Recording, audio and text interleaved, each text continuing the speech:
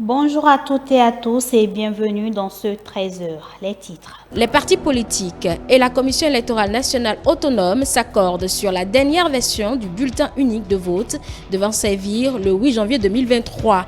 Après leurs observations le 15 décembre dernier sur le spécimen présenté par la Sénat, les représentants des formations politiques en lice ont validé la dernière monture présentée ce 20 décembre. Au cours de la campagne qui démarre le 23 décembre prochain, les médias sont astreints au respect de la décision de l'ARAC qui encadre cette période. Quelques professionnels des médias se prononcent sur cette mesure de la Haute Autorité de l'Audiovisuel et de la Communication en date du 8 décembre. Et puis à suivre le contenu de cette communication du père Théophile Akoha sur les principes normaux d'une fonctionnalité démocratique. C'était hier à l'occasion de la rentrée solennelle de la chaire UNESCO.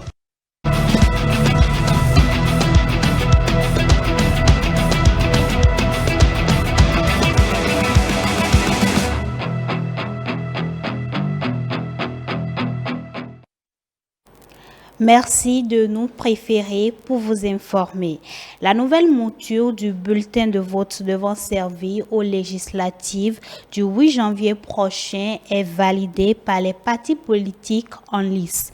Invités par la Sénat ce mardi 20 décembre 2022, suite à leurs observations formulées au cours de la rencontre du 15 décembre, les représentants des partis ont finalement donné quitus à la commission électorale pour l'impression du bulletin unique de vote. On écoute le président de la Sénat au cours des échanges. Saka Lafia. La fois dernière, on vous avait réservé quelques exemplaires. Comme ça a été rejeté, cette fois-ci, on a pris le temps de faire la commande à l'imprimerie. Dès qu'on va se mettre d'accord sur ce modèle, la Sénat vous donnera sur des clés USB le modèle de ce spécimen que chacun de vous ira multiplier dans son état-major. Ensuite, la disposition que nous avons prise différemment la dernière fois, où on vous avait projeté le logo, cette fois-ci, on vous le donne en état exact, parce qu'avec la projection, il y avait des déformations qui étaient liées ou à l'écran ou à notre projecteur.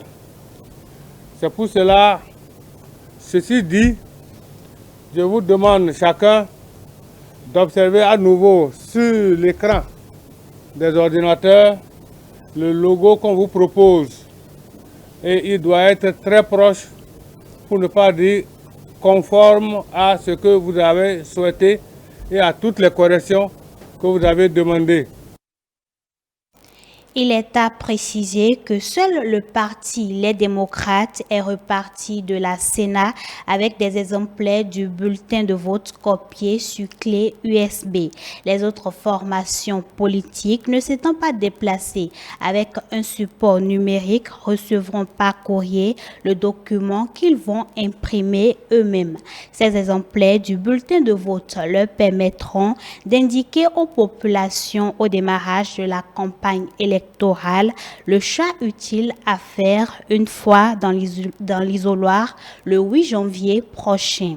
Et durant cette période de campagne, l'accès des partis aux médias de masse est réglementé par la HAC à travers sa décision en date du 8 décembre qui encadre la campagne médiatique. La Haute Autorité de l'Audiovisuel et de la Communication a énuméré les actes autorisés et ceux interdits. Que pensent les journalistes de cette décision? La réponse dans ce reportage que nous proposent Mathieu Bokor et Fallon Amangbe. Une réglementation en vigueur de la HAC, Haute Autorité de l'Audiovisuel et de la Communication adressée aux professionnels des médias en ce qui concerne la couverture de la campagne pour les législatives de janvier 2023. Il s'agit de la décision numéro 22-46/HAC du 9 décembre 2022 qui renseigne sur la période de la campagne et les actes à éviter par les médias au cours de cette période. Que pensent les professionnels des médias de cette décision? D'abord, il faut dire que ce n'est pas une première, c'est une tradition, c'est une routine que la HAC, en période de pré-campagne ou de campagne, rappelle aux professionnels des médias la conduite à tenir. Cette conduite à tenir qui n'est rien d'autre que des dispositions, des prescriptions du code de déontologie, de l'éthique ou du code de l'information et de la communication. Donc la HAC ne fait que son devoir, comme ce fétiche qui doit prévenir avant de sévir. La HAC même l'a reconnu, la période de pré-campagne a été bien couverte, les informations ont été traitées de façon professionnelle et la HAC nous a décerné ce satisfait-ci. Vous voyez, aujourd'hui, la presse est une dynamique, le personnel se renouvelle, les organes de presse se créent, donc il faudrait que la HAC rappelle, pourquoi pas aux nouveaux venus, bon, même aux anciens, ces dispositions. Subdivisée en deux parties, la décision de la HAC est constituée de 32 articles. À la lecture de ce document, les journalistes pourront s'imprégner des attitudes qui doivent prévaloir pendant la période de la propagande politique par voie de presse au cours des prochaines consultations législatives. Il s'agit entre autres des interdictions liées à la diffusion ou à la publication des messages subversifs et à la collaboration qui doit prévaloir entre les écuries politiques en lice et les organes de presse retenus à cet effet. Au cours de cette période jugée sensible, la haute autorité de l'audiovisuel et de la communication veille essentiellement au respect scrupuleux des activités médiatiques. Au regard de ces instructions, des dispositions sont prises au sein de chaque organe. Déjà, nous sommes une équipe depuis très longtemps, donc rien ne se fait avec un claquement de doigts. Tout passe par les filtres. Il y a un rédacteur en chef, comme c'est le cas dans tous les médias. Il y a un secrétaire de rédaction et il y a les journalistes. Les journalistes savent que l'information qui doit être diffusée doit passer par le rédacteur en chef qui est le dernier ressort, le dernier recours de la validation d'un sujet à passer. Donc, nous veillons à l'application de ce que la HAC a dit dans le contenu, dans la forme comme dans le fond. Les informations liées aux partis politiques sont surveillées de près. On veille à tout pour que nous puissions respecter les prescriptions de la haute autorité. On le sait tous, dans une république, les institutions doivent jouer leur rôle. La HAC joue son rôle qui constitue la régulation des médias. Au niveau du service de l'information de CFM, on a un rédacteur en chef qui fait son boulot. Qui doit rester en amont et en aval en termes de traitement d'informations, qui doit déjà essayer, je ne dirais pas de recycler, mais quand même de mettre la puce à l'oreille au niveau de ces journalistes pour que chacun puisse déjà savoir ce qui est important de faire. Au CFM, a toujours su traiter l'information comme cela se doit, sans parti pris, sans forcément aller dans les travers. Nous allons continuer ainsi dans cette période. Au niveau de Matin Libre, nous allons continuer à faire le travail suivant le professionnalisme qu'on nous connaît, puisque les assignations ne sont pas monnaie courante chez nous. Donc, nous allons essayer de suivre comme il se doit cette prescription, déjà en veillant sur les papiers d'opinion, tout ce qui peut nous entraîner devant les tribunaux, tout ce qui est diffamation. Il faut que le tamis mis en place arrive à limiter les dégâts. Cette décision de la HAC entre en vigueur à compter du 23 décembre 2022, date à laquelle s'ouvre la campagne pour le renouvellement de la 8e législature.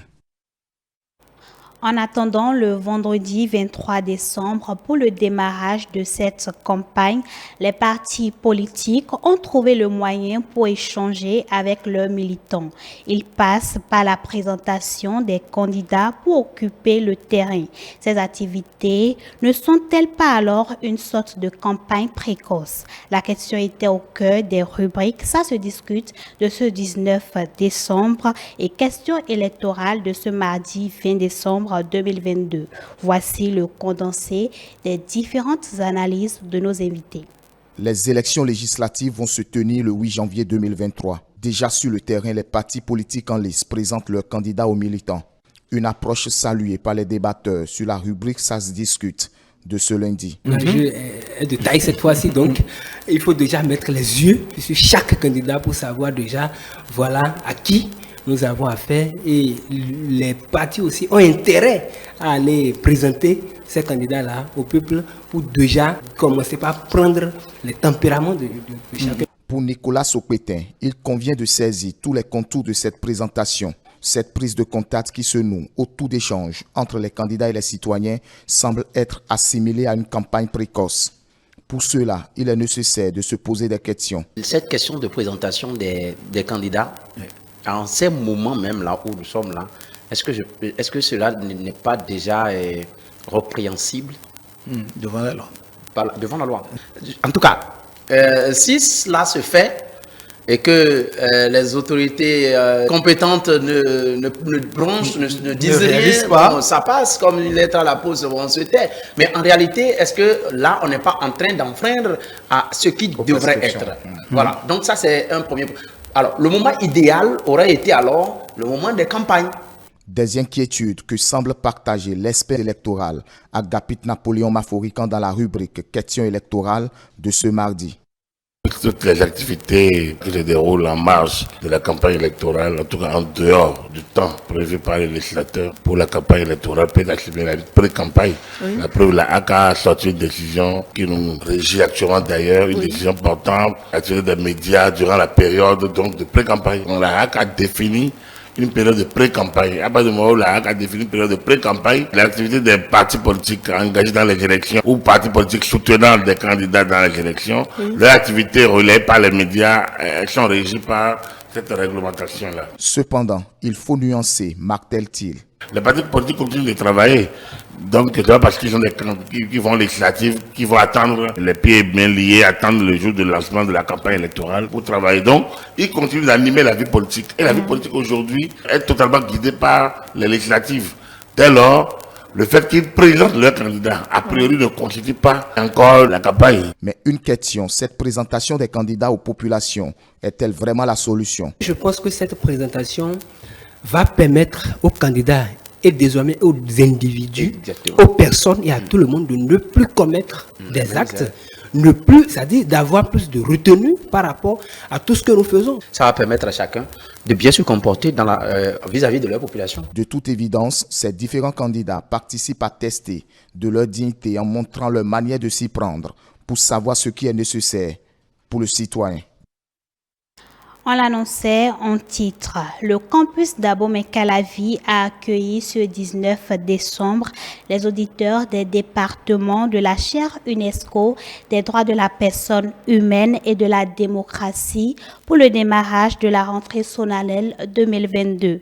Les différents programmes ont été à cet effet lancés à travers une conférence inaugurale présidée par le père Théophile Akora, maître de conférence en éthique, philosophie politique et morale. Le compte rendu avec Ruth Aurore Rounjor et Isaac Mongbo.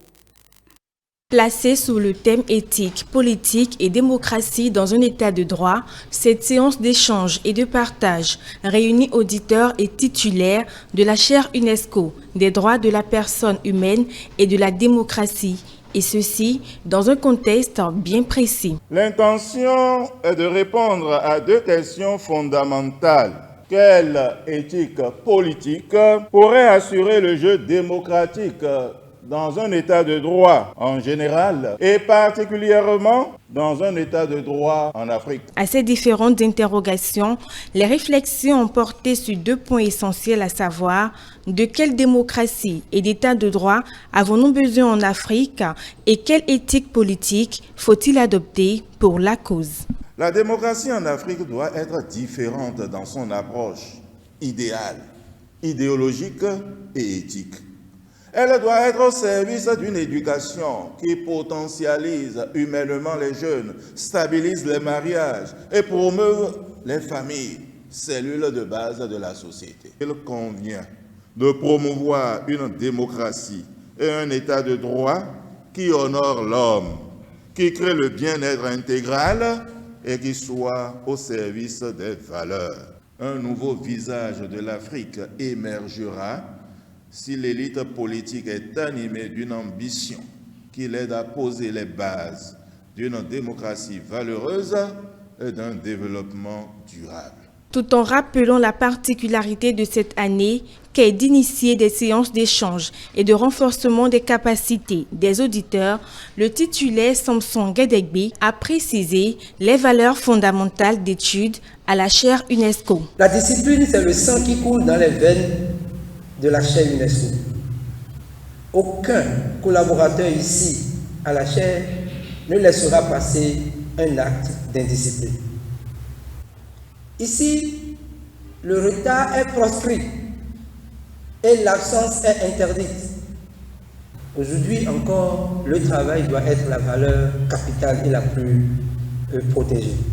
Après les échanges, les auditeurs se disent mieux aguerris sur les questions d'éthique, de politique et de démocratie dans un état de droit. À partir de cette conférence, j'ai compris d'abord que ce n'est pas tout ce que l'Europe propose aux pays africains qui sont utiles pour leur développement. Nous devons garder nos valeurs africaines en ce qui concerne par exemple l'éducation à la base et aussi en ce qui concerne la gestion de l'État. L'Afrique doit savoir compter sur ses propres ressources pour se développer. L'Afrique a besoin de renouer avec ses valeurs d'éthique pour un développement sûr et certain. L'Afrique a du mal à se révéler à cause de l'Occident. Les Occidentaux viennent en Afrique pour leur proposer des modèles d'éducation qui ne sont pas en phase avec les réalités africaines. Vu tout ça, il urge de repenser à cette façon de faire en intégrant dès à présent et pour l'avenir des modèles propres aux Africains. Les auditeurs sont donc appelés à faire preuve de volonté dans le travail et d'abnégation. Au cours de cette rencontre, le père Théophile Akora, maître de conférence en éthique philosophique, politique et morale, a animé un panel sur les valeurs de la démocratie dans un état de droit en Afrique. On reste avec Ruth Ororunjo pour en savoir plus sur le contenu de ces analyses. Dans sa première communication sur l'état de droit dont l'Afrique a besoin au regard des phénomènes sociaux, le père Théophile Akora, maître de conférence en éthique, philosophie, politique et morale, a évoqué les principes normaux d'une fonctionnalité démocratique et le trait souhaité pour la bonne gouvernance en Afrique. La vraie démocratie s'illustre par des principes qui en donnent la visibilité et en assurent la vitalité. Il y a la priorité du droit, la dignité des personnes, la souveraineté du peuple, le multipartisme intégral, l'alternance au pouvoir et surtout la séparation des pouvoirs. Il s'agit essentiellement d'un pouvoir fort, d'une option développementaliste et d'une démocratie respectueuse des valeurs morales et spirituelles. Il convient de promouvoir un pouvoir fort. Je le dis parce que je pense que c'est ce qui rejoint fondamentalement nos traditions africaines. Il a fait ses preuves, ce pouvoir, pendant des siècles. Mais la force du pouvoir, comprenez-moi bien, n'est pas dans la pérennité indéterminée du gouvernant. Elle est plutôt dans sa capacité à s'imposer dans le bien et dans la stabilité de son mandat jusqu'à la fin. Les coups d'État et les polémiques constantes au sommet de l'État ne permettent pas d'assurer la paix sociale, la quiétude de la population et le développement. Selon le conférencier, il convient de promouvoir une démocratie et un état de droit qui honore l'homme, ce qui ne serait possible sans la valorisation de l'éthique politique par les acteurs du domaine et par la population. L'éthique politique est le bon comportement attendu des acteurs politiques pour la gouvernance et le bien commun. C'est aussi la participation civile à la réalisation de ce bien. Quand on parle de l'éthique politique au niveau des gouvernants, il faut non seulement penser à l'orientation politique, mais aussi à l'attitude des acteurs politiques. À l'évidence, l'orientation politique avenante aujourd'hui est une démocratie vitale et valeureuse pour l'Afrique. La démocratie passe par la définition de la vision des stratégies ad hoc. Et au compte de celles-ci, il faut retenir l'homme, le social, l'éducation, la famille, le développement et la bonne gouvernance. Dans cette perspective, les hommes politiques et les citoyens doivent immanquablement se donner la main. À ce sujet, on attend d'une part l'émergence d'une nouvelle gouvernance avec des hommes politiques amis de leur peuple, ambitieux, inventifs, organisateurs, désintéressés, bons démocrates. Et d'autre part, un peuple travailleur et mordu à la tâche. Au regard de tout, il faut retenir que la démocratie valeureuse dans un état de droit se construit avec la participation de tous. Au beau-fils sont les relations entre le Bénin et la Chine, une coopération qui célèbre cette année son cinquantenaire. Pour marquer cette noce d'or sino-béninoise, les deux pays ont organisé plusieurs activités dans certaines villes du Bénin. Suivons le point dans cet élément. 2022, une année particulière pour les relations sino-béninoises. Elle marque les 50 ans d'amitié entre les deux pays frères, la Chine et le Bénin. Que gagnent alors ces deux pays de cette collaboration? Construire le Bénin, j'en suis fier. C'est la fierté des Béninois qui travaillent dans les sociétés chinoises. Ils gagnent l'argent dans les sociétés chinoises, ils gagnent leur salaire, mais ils travaillent pour le Bénin. C'est aussi la fierté de ces entreprises chinoises. Ce sont des entreprises chinoises, ils sont ici au Bénin. Les sociétés-là, ils veulent gagner aussi leur rendement, leurs bénéfices. Mais ce qu'ils font faire, peuvent aussi faire développer la Chine, le Bénin. Et dans la construction du Bénin, dans cette coopération, la Chine a gagné de l'amitié. La Chine a aussi, grâce aussi à cette amitié, la Chine a aussi gagné des soutiens. Pendant les derniers 50 ans, l'assistance gouvernementale chinoise au Bénin n'est jamais accompagnée à une condition politique. Pen Jintao explique à cet effet ce que c'est que l'amitié. Quand on dit l'amitié, l'amitié n'est pas achetée. L'amitié est un échange de cœur. Ce que nous cherchons, c'est un partenaire en route, un compagnon dans la route, qui avance vers un même objectif. C'est grâce à cet esprit que partout en Afrique, on peut voir que les Africains avec les Chinois, on se sent bien à l'aise dans la coopération, dans le travail et aussi dans la vie quotidienne. Alors, le meilleur exemple, c'est dans cette lutte contre la Covid-19.